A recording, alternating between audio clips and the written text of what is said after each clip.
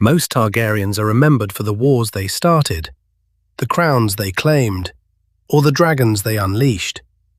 Helaena Targaryen is remembered differently. She did not command armies. She did not build a political faction around herself. She did not spend her life reaching for the Iron Throne. And yet, when Helaena was gone, the people of King's Landing rose in her name. That contrast is the key to understanding her. Helaena lived at the very center of the most destructive Targaryen succession crisis in recorded Westerosi history. She was born a princess, crowned a queen, bonded with one of the oldest living dragons, and made into a symbol by people who had almost no power of their own. But the Helaena described in George R.R. Martin's Fire and Blood is not exactly the same woman presented in HBO's House of the Dragon. The book remembers a pleasant princess, a loving mother, a dragonrider, and a queen adored by the smallfolk. The television series adds something entirely new, prophetic awareness. Its Helaena notices fragments of the future before almost anyone else understands that she is speaking about real events. So today, we are doing a canon-only deep dive into Helaena Targaryen. No invented history, no unsupported theories presented as fact, and no merging the book and television versions when they contradict each other. We will examine her family, her dragon, her place within the Green Court, the differences between book and screen, and the political legacy that made this quiet queen more powerful in memory than she had ever been in life. Because Helena's story is not really about a woman who failed to seize power. It is about a woman who never wanted the game and was still consumed by it. In the book continuity, Helaena Targaryen was born in 109 after conquest. She was the daughter of King Viserys I and his second wife, Queen Alicent Hightower. She had an older half-sister, Princess Rhaenyra Targaryen, as well as 3 full brothers, Aegon, Aemond, and Daeron. That family structure placed Helaena inside a conflict that had begun before she was old enough to understand it. Viserys had publicly named Rhaenyra as his heir, but the birth of sons through Alicent created an alternative line of succession. Over time, the royal court divided into 2 political camps. Rhaenyra's supporters became associated with the Blacks. Alicent's family and the supporters of her sons became associated with the Greens. Helaena belonged to the Green side by birth, but the book never depicts her as one of its political architects. That distinction matters. Otto Hightower strategized. Alicent defended the interests of her children. Aegon became the rival king. Aemond became an active participant in the conflict. Helaena did not. In Fire and Blood, she is described as pleasant and happy in her youth. The chroniclers believed she would become a good mother. She was not presented as a schemer, a warrior, or an ambitious claimant.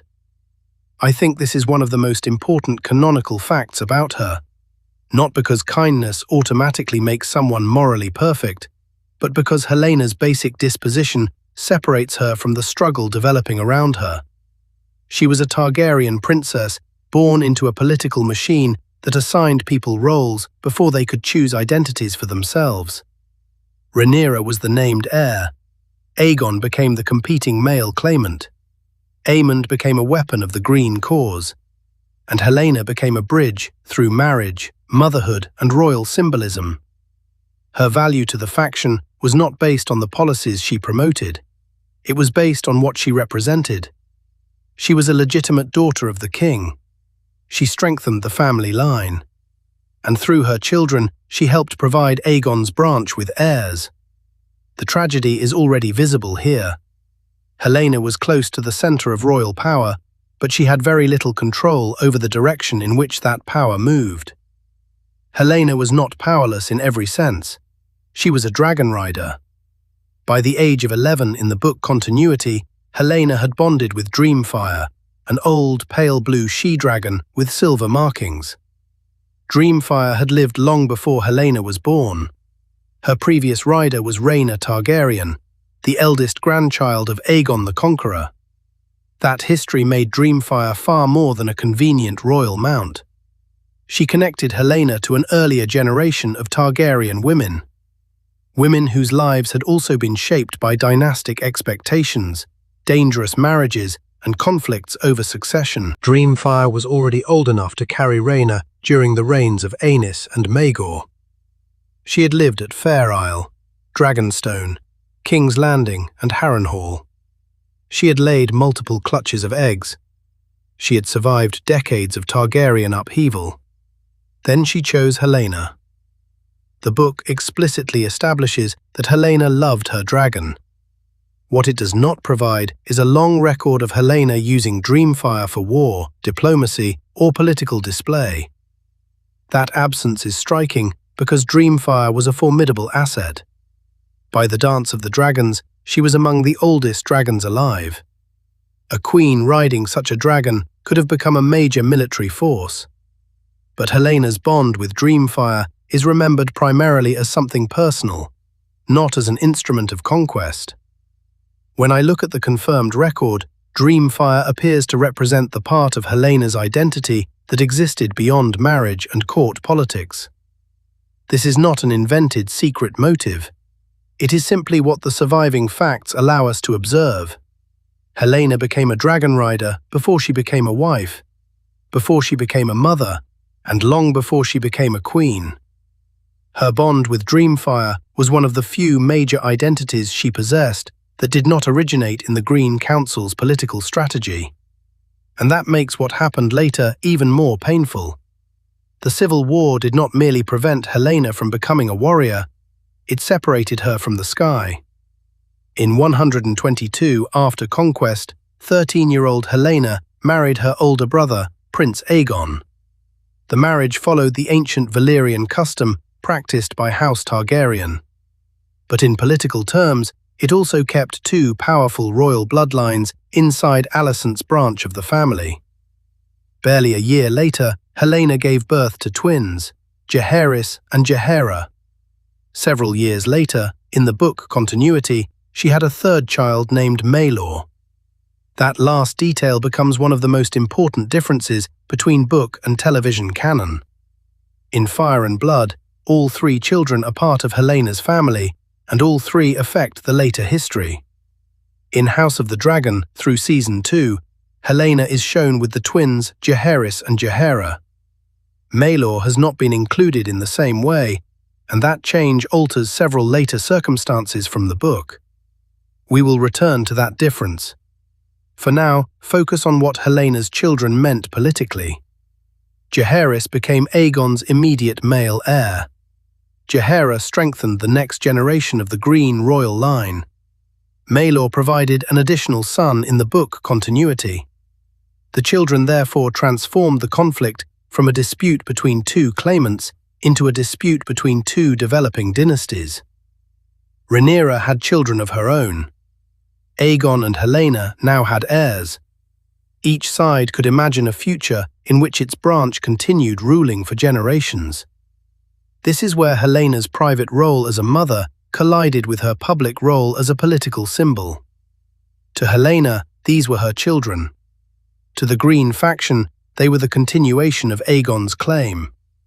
To the Black faction, they represented the future of a rival royal line. And in a civil war built around inheritance, children could never remain outside politics, no matter how young or innocent they were. One small episode from Fire and Blood gives us a rare glimpse of Helaena before everything collapsed. At a royal feast in 127 after conquest, the court fool, Mushroom, claims that Rhaenyra's son Jaehaerys asked Helaena to dance after King Viserys left the gathering. Because Fire and Blood is written through conflicting historical accounts, Mushroom's version must always be treated carefully. Still, the account matters because it presents a possible moment of ordinary family connection across the political divide.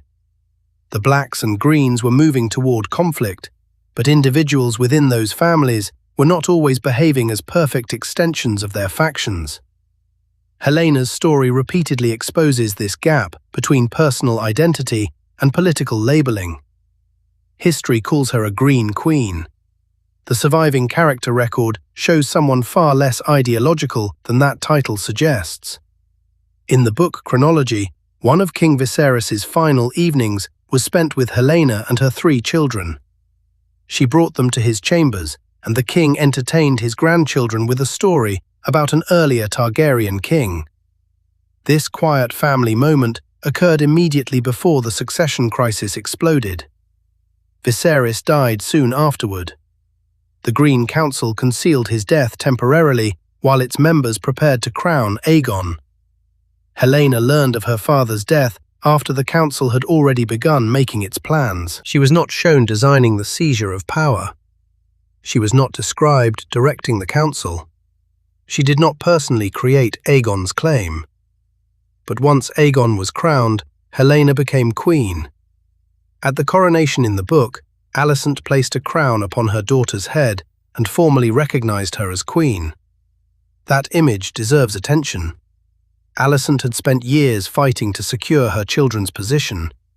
Now she crowned Helaena beside Aegon, converting her daughter from princess and mother into part of the new regime's public face. Yet Helena's first recorded political position during the dance was not a demand for punishment. When Grand Maester Orwyle proposed negotiations with Rhaenyra, Helaena supported the peace mission alongside Alicent. This does not make her neutral.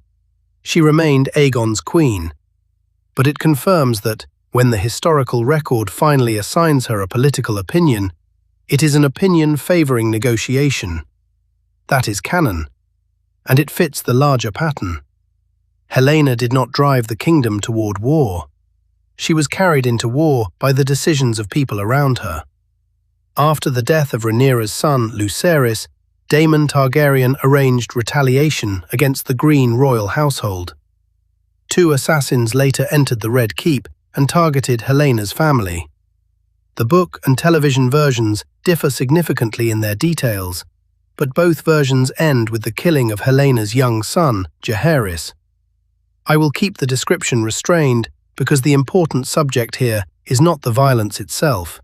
It is what the event did to Helaena, and what it did to the war. In the book, the assassins forced Helaena into an impossible decision involving her children.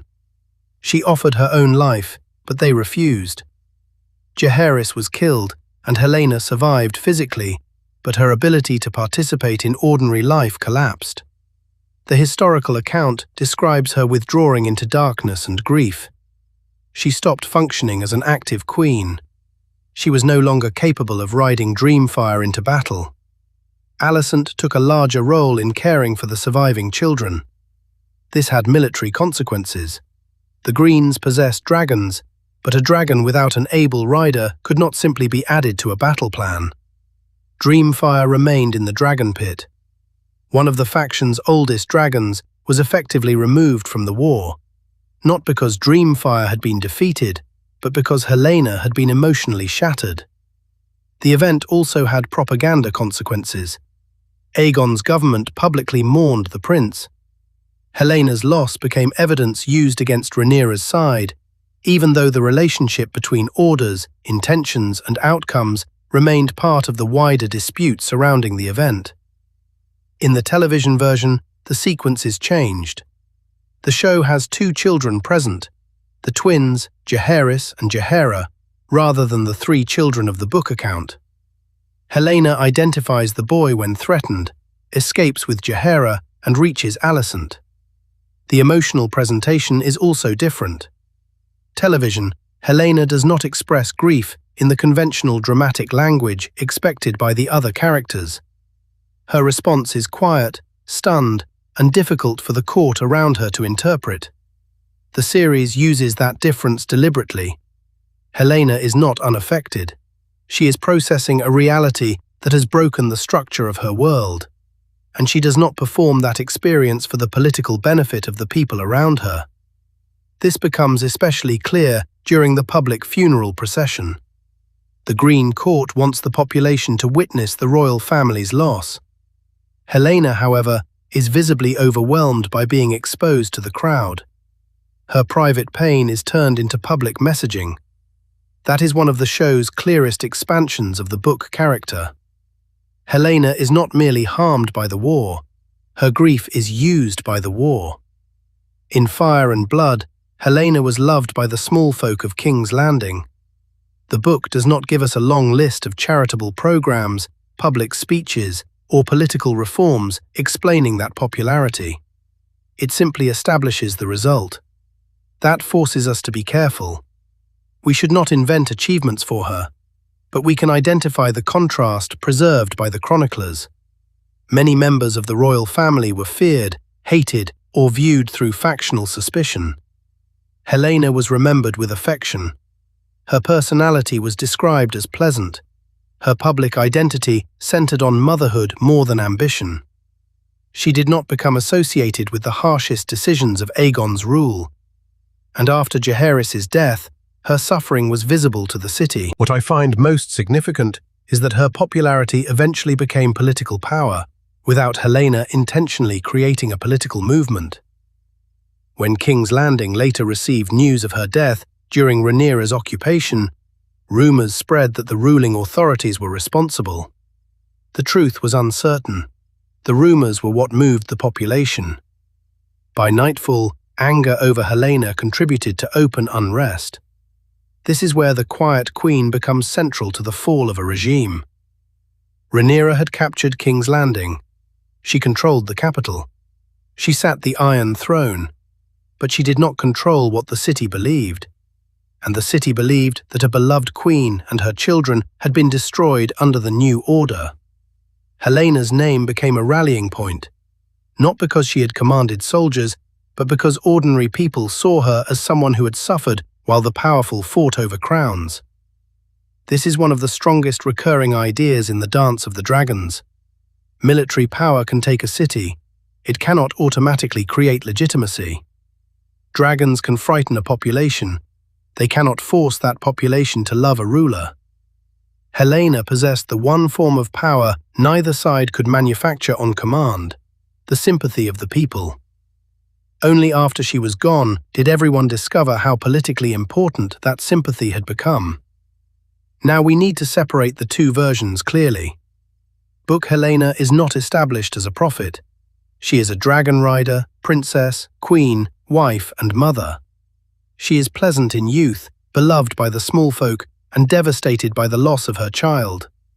The television adaptation introduces the idea that Helaena is a dragon dreamer.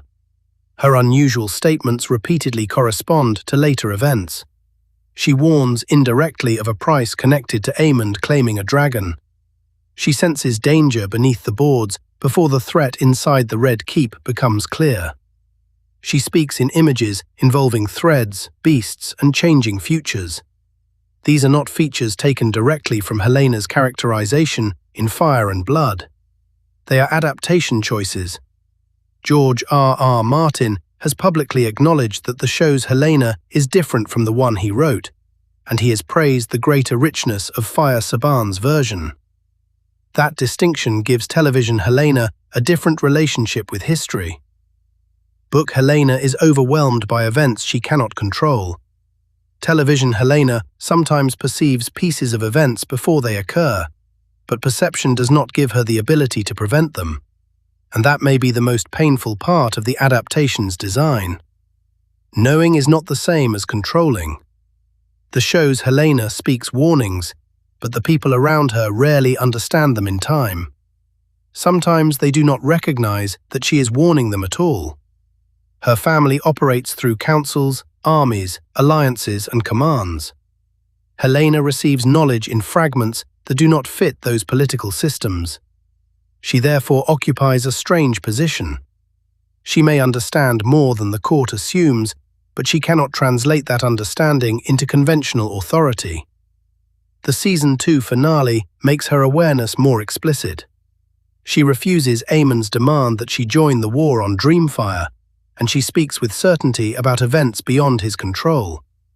This scene confirms two things about television canon. First, Helaena is not simply confused. Her perceptions have genuine connections to unfolding history. Second, she consciously refuses to let Aemond turn her and Dreamfyre into another military instrument. That refusal is one of the strongest moments of agency the adaptation gives her. It is not a battlefield victory. It is the decision not to participate. And in a family where nearly every dragon becomes part of the war, refusal matters.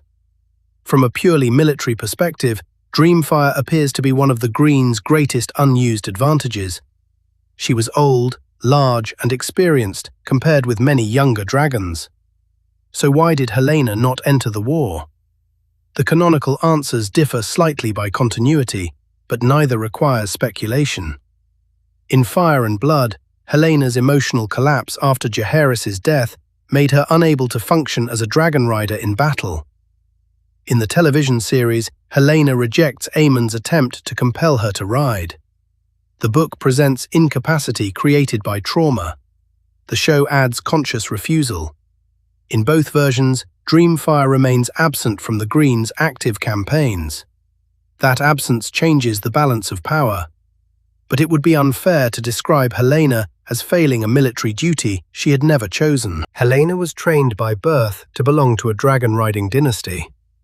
That does not mean she was obligated to become a weapon in a succession war designed by other people. This is where I believe the language we use matters. We often ask why Helaena did not fight. A better canon-based question is, why did her family assume that her bond with Dreamfyre belonged to the war? Helaena claimed Dreamfyre years before Aegon's coronation. The dragon was part of her identity before the Green regime existed. The court's later attempt to convert that bond into military property reveals how completely the Civil War consumed private relationships.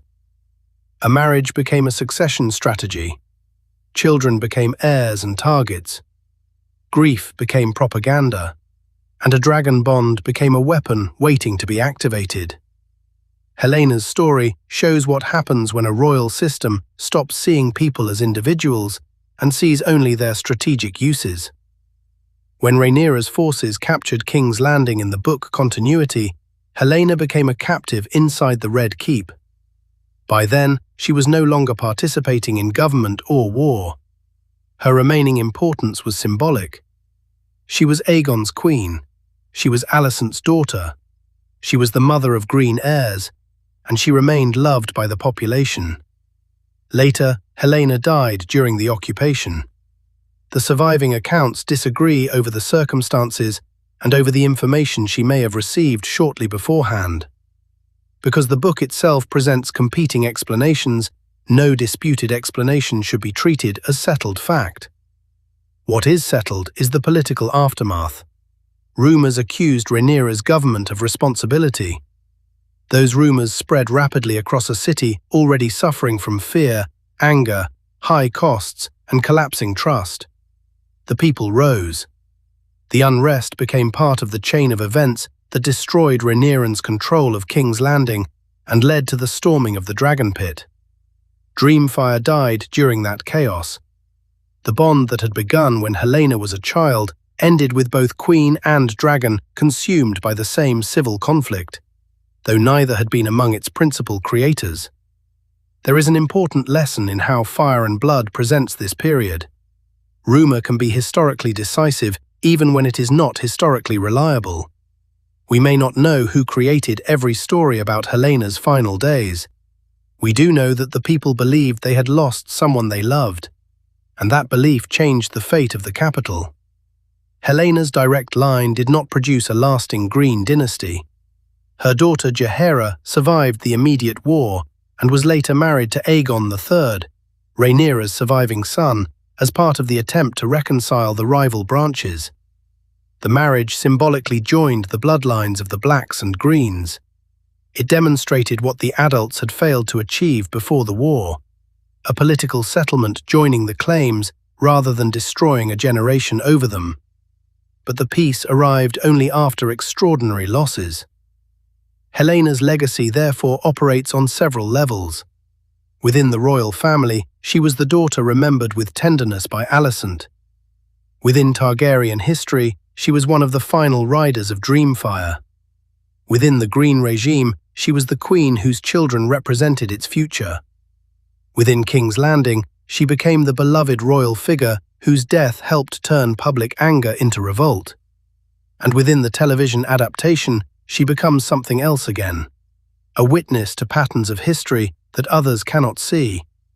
I find that last transformation especially meaningful because it does not contradict the central tragedy of the book character. It intensifies it. Television. Helaena can perceive pieces of the future, but she still lives in a political structure that refuses to listen properly. She can recognize danger, but recognition does not stop powerful men from escalating the conflict. She can ride an ancient dragon, but royal blood does not give her freedom.